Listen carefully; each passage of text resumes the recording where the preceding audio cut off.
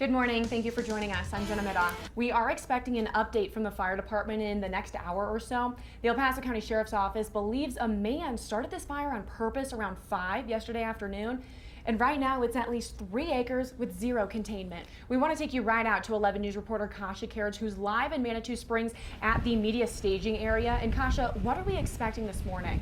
And we want to check in with meteorologist Sydney Jackson now. Sydney, how is the wind going to affect how firefighters are able to fight this fire today? 11 News reporter Melissa Henry joins us live now. And Melissa, how many ballots are going out? And right now, many people who evacuated Lake Charles in Louisiana for Hurricane Laura just 6 weeks ago are facing an uncertain future. Thousands flocked to New Orleans to avoid the storm, but now with the threat of Hurricane Delta strengthening, many fear they may never be able to return home. There's no going home. Many people say they were recently told that they would be moved to Alexandria, Louisiana, but due to Hurricane Delta's current track, that plan is now on hold. Officials are investigating how razor blades got under a President Trump campaign sign, hurting someone who was moving it. Take a look at the sign here. Officials in Michigan say a city employee was moving it away from the road. When he got hurt, he actually needed 13 stitches from the blades. The owner of the sign says they did not add the blades and the sign was stolen but later returned to their yard. Continuing our coverage, presidential candidate Joe Biden and running mate Kamala Harris are back on the campaign trail for the 2020 presidential election. It's just 25 days away now. Yesterday, the two stopped at several businesses while in Arizona. Polls show Biden ahead in that state, and if he wins, it would be the first time Arizona voted Democrat since Bill Clinton's re-election back in 1996. Both presidential candidates are competing for the small business vote, with Biden having a very narrow lead. But first, a Fountain firefighter is under fire after being accused of a violent crime. Coming up, see what we've learned about the allegations that have been brought forward. A mink farm in Wisconsin is dealing with a COVID-19 outbreak. In this case, though, it's the mink themselves, not the farm staff. Officials say there is no evidence that the virus found at the mink farm could be spread to people.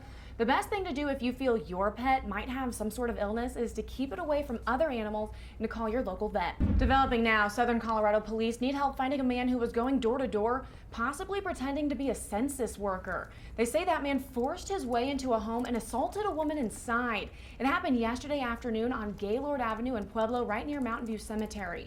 Officers say the man is described as Hispanic, between 5'6" and 5'8". He had a shaved head and heavy build. He was wearing a blue patterned short sleeve shirt and dark colored pants. Anyone with information is asked to call Crime Stoppers. That number is 542-STOP. There will be no Broncos game this Sunday. The matchup with the Patriots will now be played Monday because of the Patriots' ongoing COVID issues. The game is tentatively scheduled for 3 Monday afternoon. The delay is a big win for the Patriots, who could get quarterback Cam Newton back on the field. Prince Harry and his wife Meghan have reached a settlement with the celebrity photo agency that took unauthorized pictures of their young son at home. The Duke and Duchess of Sussex filed a lawsuit in July alleging that paparazzi used drones and helicopters to take illegal photos of their son Archie when he was 14 months old. A photo agency agreed to stop distributing the images and to turn over the original pictures and all copies. And be the superhero they all are deep down. I love that. She looks so good. I know. Well, a new theme park in Japan is finding new ways to make remote working fun. Coming up, how it's helping people de-stress. More ramp meters are set to go live in Colorado Springs next week. These are the red and green lights at the on-ramps to I-25 that control how many cars can merge onto the interstate at a time. Crews will be testing the lights on the on-ramp to I-25 North at Fontanero on Monday. Those lights should go live by Tuesday, and crews will be on the Fillmore on-ramp to I-25 North on Wednesday, with those lights set to go live Thursday. A theme park in Tokyo is getting creative while people work remotely. The park is offering an amusement workation package. It's $18 for one person and $34 for a pair.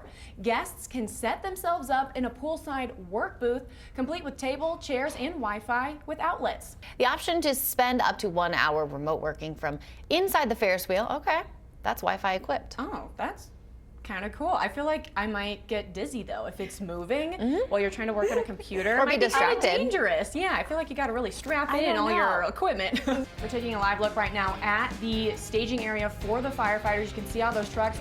We'll have another update from our reporter who's live on the scene coming up at 5:30. This is a look at the areas that are under pre-evacuation notice. We learned overnight that Upper Crystal Park above Railroad Grade Road is under pre-evacuation notice. That is new since we brought this to you at 10 last night. The 500 to 600 block of Ruxton Avenue and all of Fairview Avenue is also under pre-evacs. And we do want to take you right out to 11 News reporter Kasha Carriage, who's live at the base in Manitou Springs of the incline. And Kasha, it's hard to believe someone would start a forest fire on purpose, but investigators have reason to believe that someone did commit arson in this case. We do want to check in with meteorologist Sydney Jackson this morning. And Sydney, how's the wind going to affect how firefighters can fight this fire? We want to get to an 11 breaking weather alert now. We are taking a live look in Houston. Hurricane Delta is going to make landfall just east of there in Louisiana, but impacts will be felt in Houston throughout the day today. You can see it looks like it's raining. Delta is now a Category 3 hurricane, and meteorologist Lucy Bergman has been following the storm every step of the way. So Lucy, where and when is this storm expected to hit? Thank you, Lucy. We know you'll stay on top of that storm. This is happening today. About 435,000 general election ballots will be mailed to El Paso County voters. But first, what Dollar General is doing to appeal to more people with a new store. This is new this morning. A teenage girl is fighting for her life in the hospital after being hit by a car. According to Colorado Springs police, she was walking across Uinta in a crosswalk around 7 last night when she was hit by the car. The teen was taken to Children's Hospital where she is being treated for life-threatening injuries. The driver stayed on scene and is cooperating with police, and we will follow up with officers today to learn more. Right now, police are investigating a body that was mistaken as a Halloween decoration. Police say a person driving by a closed-down bar in Maryland noticed something in the parking lot. What they thought was a fake Halloween corpse turned out to be an actual dead body. Right now, the only information that we have. Police are now investigating the homicide and have not released the identity of the victim. 6 people have been charged in federal court for a plot to kidnap the Michigan governor. Just ahead, who the governor says influenced their actions.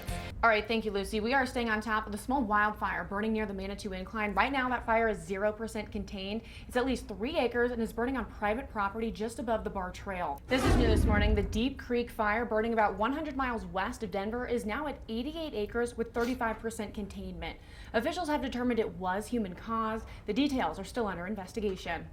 Summit County is still in stage 1 fire restrictions. Helicopters, along with larger aircraft, spent the day making water drops. The homes threatened are mostly vacation homes, and as of late last night, no structures had burned down. This is developing now. The Colorado Department of Labor and Employment announced that about 9,000 gig workers received overpayments of their benefits. According to our sister station in Denver, the agency is now trying to work with those claimants who were then asked to pay that money back. Months after receiving their checks, the state determined their income was reported wrong, leaving them to figure out how to repay thousands of dollars. Now, typically, applicants have 20 days to appeal, but that has now been extended to 180 days. The Pandemic Unemployment Assistance Program will be suspended until CDLE can update the form. This is developing now. The second presidential debate was set for next Thursday, but it's unlikely it will happen as scheduled. President Trump rejected the idea of a virtual debate, which is what the Debate Commission had proposed. Joe Biden says the debate should not be in person if the president does not test negative for COVID-19.